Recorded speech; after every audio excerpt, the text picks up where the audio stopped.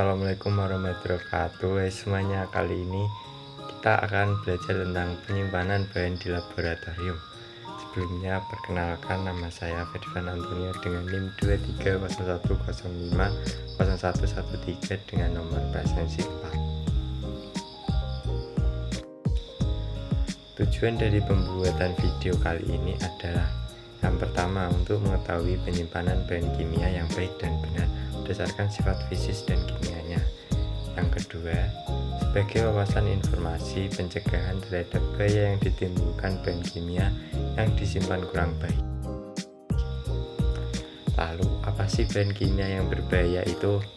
Nah, ini dibedakan menjadi 5. Untuk yang pertama, bahan kimia yang bersifat beracun, contohnya adalah merkuri, klorin, dan asam klorida. Untuk yang kedua adalah bahan kimia yang bersifat mudah terbakar. Apa saja sih contohnya? Yaitu ada alkohol, fosfor, butana, dan lain sebagainya.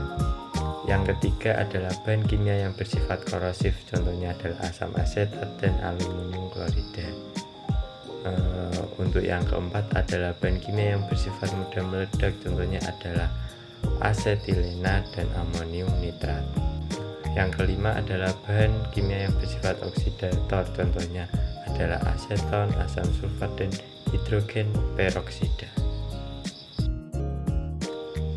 Nah, selanjutnya adalah hal penting dalam penyimpanan bahan kimia. Lemari penyimpanan bahan kimia ditempatkan pada tempat yang memiliki sirkulasi yang baik.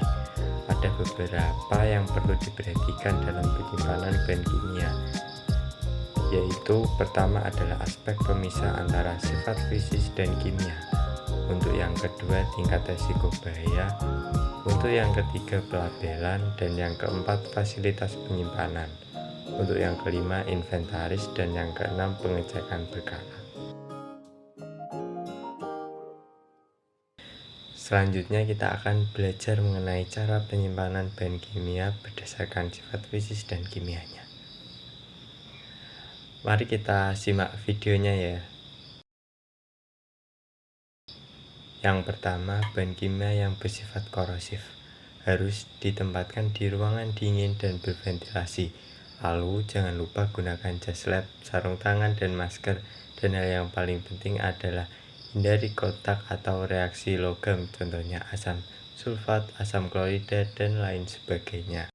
Bahan kimia yang bersifat beracun, cara penyimpanannya adalah untuk yang pertama harus ditempatkan di ruangan berventilasi dan dingin. Lalu jangan lupa menggunakan jas lab, sarung tangan, dan tentunya masker. Untuk yang selanjutnya adalah bahan kimia yang mudah terbakar. Cara penyimpanannya adalah ditempatkan di ruangan dingin dan berventilasi dan jauhkan dari panas dan api. Ini sama saja seperti menyimpan bahan kimia yang mudah meledak. Bahan kimia yang bersifat mudah teroksidasi, cara penyimpanannya adalah tempatkan di ruangan dingin dan berventilasi, lalu jauhkan dari panas dan api. Jauhkan juga dari bahan reduktor dan tempatkan di botol resin yang warna gelap. Jangan lupa sediakan alat pemadam kebakaran. Dari materi tadi, kesimpulannya yaitu dalam menata atau menyimpan bahan-bahan di laboratorium ada hal penting yang perlu diperhatikan. Salah satunya adalah sifat fisik dan kimia. Dengan pengetahuan yang cukup tentang sifat bahan di laboratorium, kita dapat mengetahui bagaimana cara menyimpan dengan baik dan aman. Sekian dari saya, terima kasih. Wassalamualaikum warahmatullahi wabarakatuh.